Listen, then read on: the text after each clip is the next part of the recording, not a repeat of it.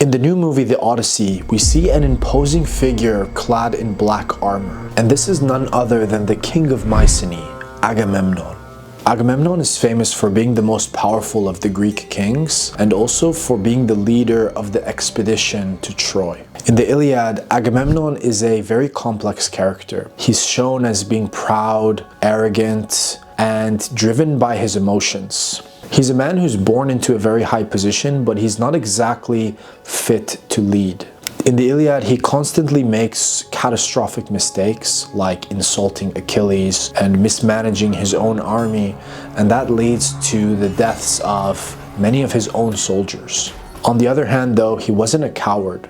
He fought on the front lines and he slayed many Trojans during the war. Most of what we know about Agamemnon comes from Greek mythology, but I'll also share some recent discoveries that I find really interesting that support the existence of Agamemnon as a historical figure. The name Agamemnon comes from ancient Greek and it's made up of two parts. Agan, meaning very much, and meno, meaning to stand firm. When you put this together, Agamemnon means the one who stands firm.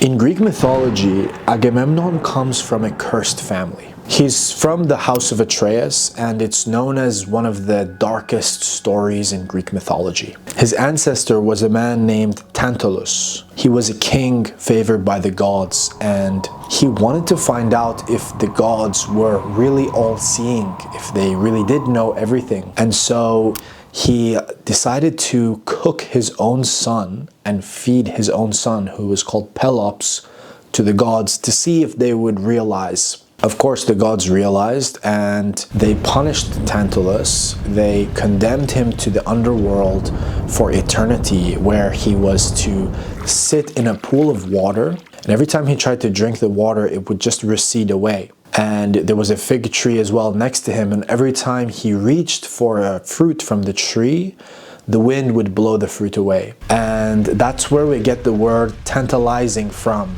It's from Agamemnon's ancestor. He was being tantalized in the underworld and he was condemned to being thirsty and hungry for eternity. And in the Odyssey, when Odysseus passes through the underworld, he comes across Tantalus suffering in the way he is.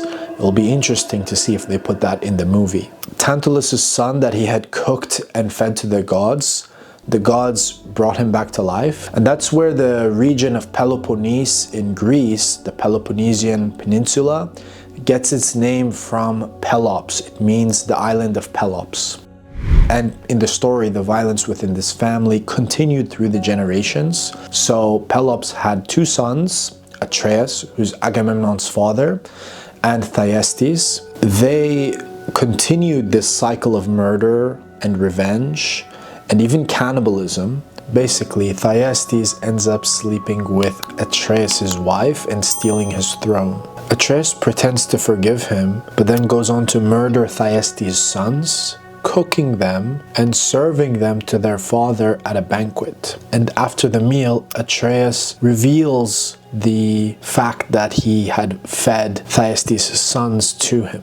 And this is essentially the world that Agamemnon is born into. In Greek mythology, it's a family with a very dark past. I don't think there's any family with a darker story than the lineage, the family of Agamemnon. And this might explain why in the movie we see Agamemnon wearing this black armor with this almost skull-like helmet where you can't even see his eyes, because it could symbolize Agamemnon comes from this family which was surrounded by death and murder and had a really dark history.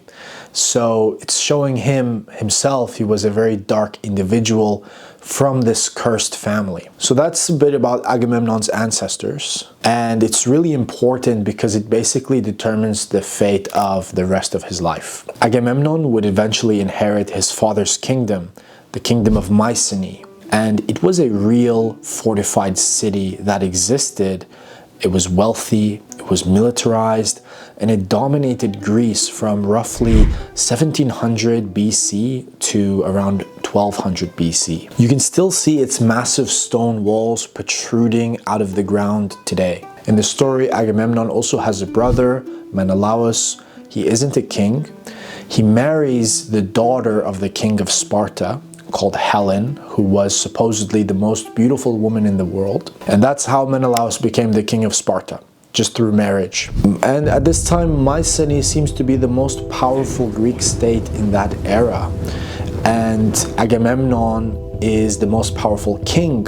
As everyone knows in the story, Helen gets taken away by the Trojan prince, Paris. She gets taken to Troy, and this starts off the whole Trojan War. Homer mentions that all the other Greek kings, they had sworn an oath to Agamemnon, and Agamemnon asked them to just uphold their oath, and that's simply how he gets them to join him.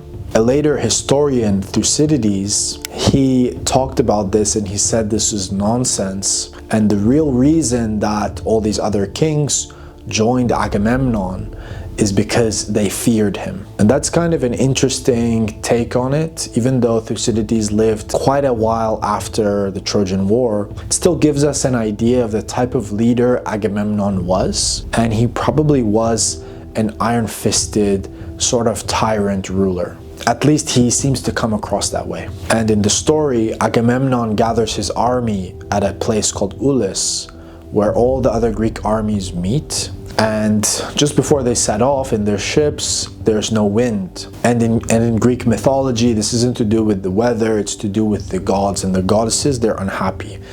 Particularly the goddess Artemis, who is very unhappy with Agamemnon for some reason. There's different versions as to why. Somehow Agamemnon offended Artemis.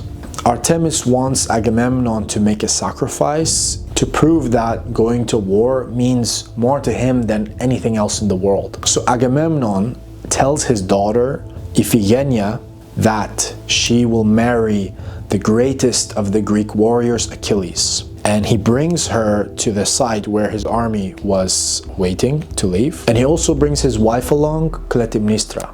And of course he lied to them. She wasn't going to marry Achilles. His men seized his daughter and they sacrificed her right there, right in front of her mother. And Artemis was satisfied with that and granted him winds to travel to Troy to, carry out the war. His wife, Clytemnestra, she was furious. And from that moment, as soon as Agamemnon left to go to war, she was plotting against him. And according to the story, the Trojan War took 10 long years. And during that time, many of the Greek heroes died. Even Achilles dies. But somehow Agamemnon managed to survive the entire war. By the end of the war, he misses home, he misses the comforts of his home, and he wants nothing more than to just go home, be with his family, and live a comfortable life. In fact, he's kind of sick of war and he doesn't want to have anything to do with war in the future. His wife had been waiting 10 years for him to come back, and the moment he gets back, she killed him. And not only does she kill him, she also kills Cassandra, this woman that he brought back with him. After surviving this incredible war that went on for 10 years and all this hardship, only to come home and be killed in your own home by your wife. The moral of the story with Agamemnon is that whatever mess you've left back home, whatever mess you created back home and you just ignored, well, it's gonna come back to bite you. And that is exactly what happens with Agamemnon, and it's sort of the poetic justice that you see a lot in Greek mythology. And there's an interesting part in the Odyssey where Odysseus, and part of his journey, he ends up passing through the underworld. He's still alive, but he passes through the underworld. And he sees all of his friends that died in the war, like Achilles. And another person that he sees in the underworld, who's dead, is Agamemnon. The last time he saw Agamemnon, Agamemnon was alive going home. So he didn't expect to see him in the underworld. And Agamemnon tells Odysseus what happened. He tells him basically that his wife murdered him. And Agamemnon tells Odysseus something along the lines of, don't trust women because they're probably plotting against you. Just like my wife killed me, it could happen to you. And that makes Odysseus a little bit paranoid about returning home to his home island of Ithaca, where his wife had been waiting for him also, Penelope, it starts to get Odysseus to wonder, is the same thing going to happen to him? That's why Odysseus was so cautious when he got back to Ithaca. He concealed his identity and he made sure not to make such a big grand entrance when he returned home, but actually to discreetly figure out what the situation was on the island before making it known that he returned. And that's part of the character of Odysseus. He's very cunning and clever. So was Agamemnon real? We don't know for certain, but there have been some very interesting recent discoveries. They found some Hittite records that mention a powerful king from the west who was called Agamemnon. And a lot of scholars think that sounds very similar to the word Agamemnon, so possibly the way the Hittites might have pronounced it. And these texts, these tablets also say this king was also the son of Ataraisia, which they think sounds similar to Atreus and how we know it from Greek mythology. The Hittites also refer to a city called Wilusa, which most scholars agree is the same place the Greeks call Ilion, or its other name, Troy. Apparently, for them, Wilusa sounds very similar to Ilion. According to these documents, this Western king was involved in military activity around Troy sometime around 1400 BC. So there probably was a powerful Mycenaean ruler operating in that region centuries before Homer. That doesn't make the Iliad historically accurate, but it does suggest it isn't pure invention either. Myths usually don't spring up out of nowhere. They're usually based on some historical memory from the past. So thank you for watching. If you enjoyed this video, don't forget to leave a like, leave a comment, and subscribe. It really helps my channel out. And I'll see you guys in the next one. Take care.